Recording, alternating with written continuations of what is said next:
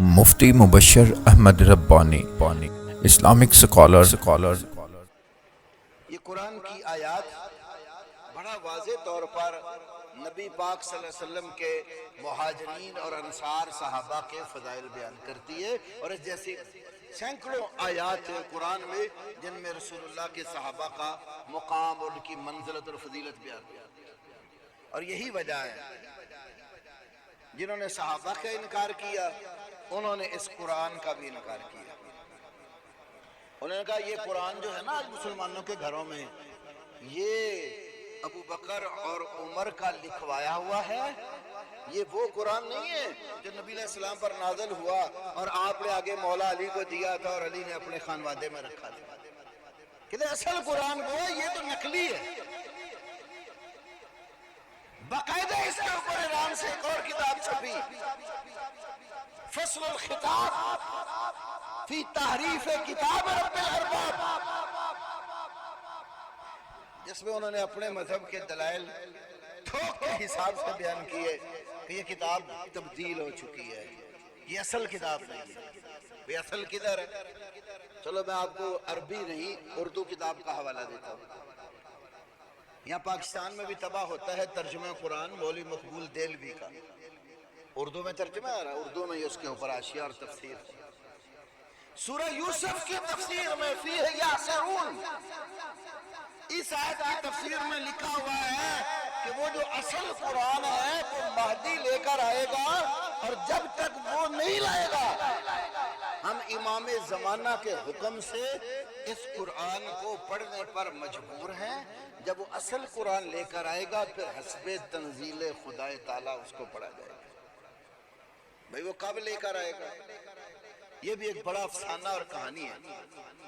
کہتے ہیں جب ابو بکر اور عمر نے حضرت علی سے خلافت چھین لی، وقت بہت ہو رہا ہے میں بس شارٹ کرتا ہوں، اگلے جمعے انشاءاللہ تفصیل ہوتا ہے۔ خلافت چھین لی، باغ فتح چھین لیا، کہ پتہ پچھلے دنوں یہ بڑا جھگڑا اور بڑے اس کے اوپر بکواسات کیے گئے نیٹ پر، تو بہت کچھ موجود ہے۔ ظلم کیا گیا، حق چھین لیا، خلافت چھین لی، چلو سب کچھ ہو گیا۔ علی مشکل کشا جو تھے تو پھر چپ کر کے بیٹھے رہے، اور وہ اپنے گھر کے اندر چار دیواری میں محصور ہو کر بیٹھ گئے، اور انہوں نے وہ قرآن لکھنا شروع کیا جو نبی پاک نے ان کو دیا تھا۔ قرآن لکھتے رہے، پھر قرآن مکمل لکھ کر جب لائے تو حضرت عمر کے آگے کھول کے رکھ دیا۔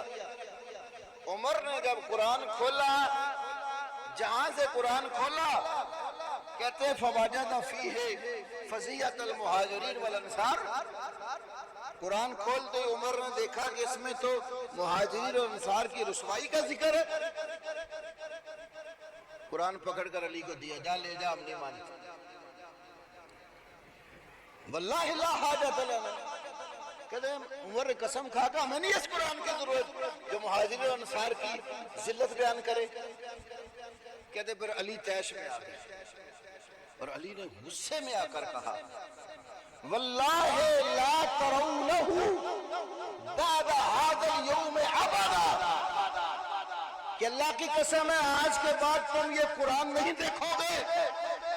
پھر علی نے وہ قرآن اپنے صاحبزادے حضرت حسن کو دیا، حسن نے حسین کو دیا، حسین نے علی زین العابدین کو دیا، اس نے محمد باقر کو دیا، محمد باقر نے جعفر صادق کو دیا، جعفر صادق نے موسیٰ کاظم کو دیا، موسیٰ کاظم نے علی تقی کو، اس نے علی نقی کو، اس نے حسن عسکری کو، اس نے 12ویں امام مہدی کو دے دیا۔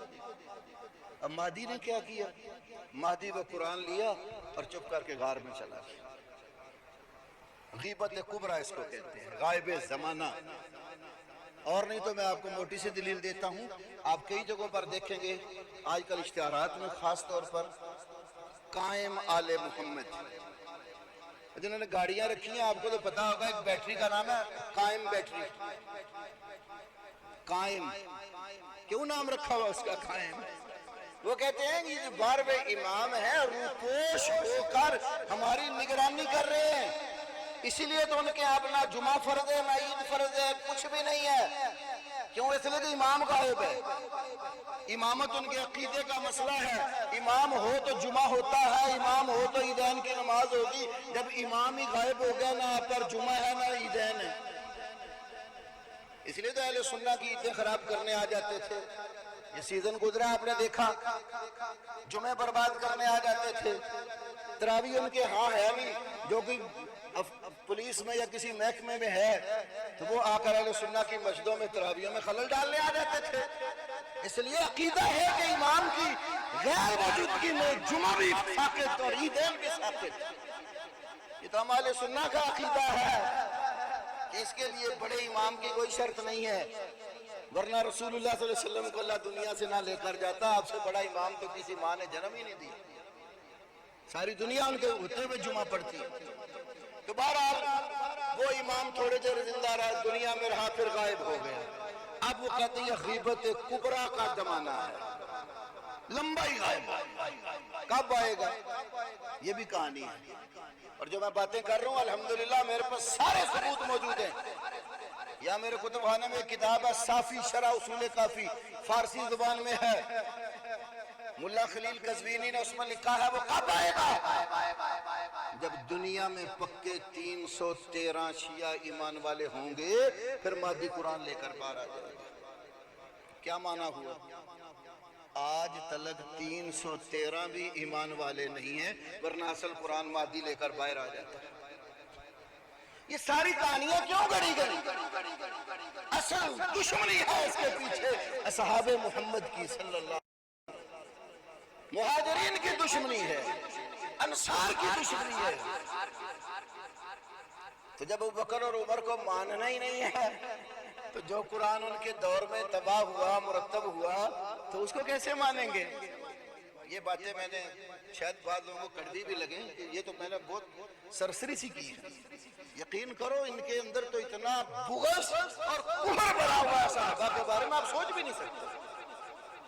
یہ تو آپ میں سے کسی کو بھی حلال زیادہ تسلیم کرنے کو تیار نہیں ہے۔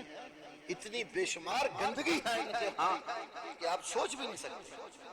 ہم تو وہ بیان ہی نہیں کرتے اپنے دروس میں، نہ زبان اجازت دیتی، میں پھر بھی بڑا بچ بچا کے میں نے چند چیزیں آپ کے سامنے رکھی۔